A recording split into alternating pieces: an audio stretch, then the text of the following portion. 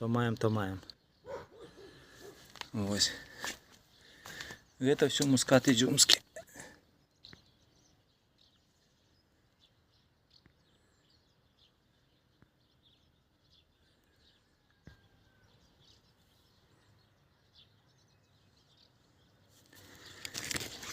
Так.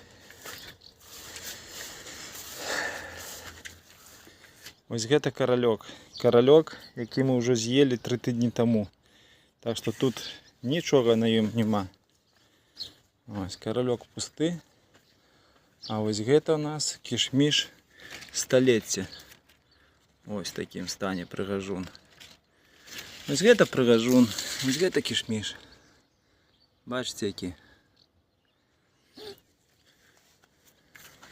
Так само як і Аркадія хапае аідзіум па лазе.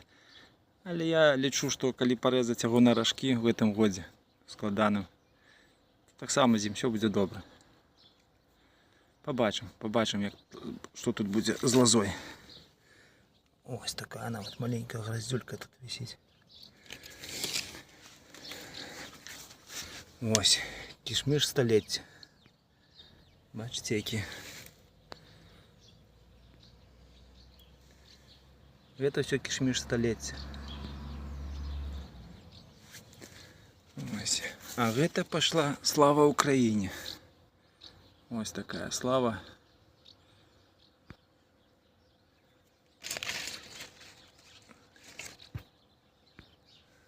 Буйно-ягодный таки виноград. Так бы мовить сказать, смак на аматора, але памеры ўражваюць.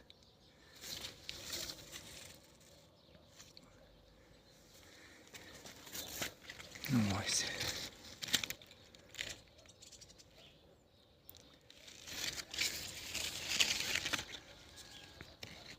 Слава Україні. А ось гэта перцово-чорны. Так само буйно-ягодный виноград.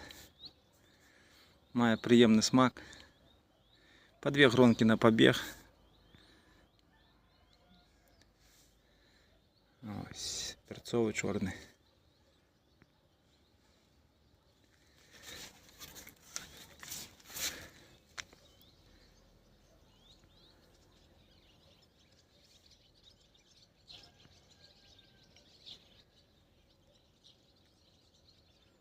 Ось яшчэ раз вам перцово-чорний прыгажун. Дякую за увагу. Всім всього найлепшого.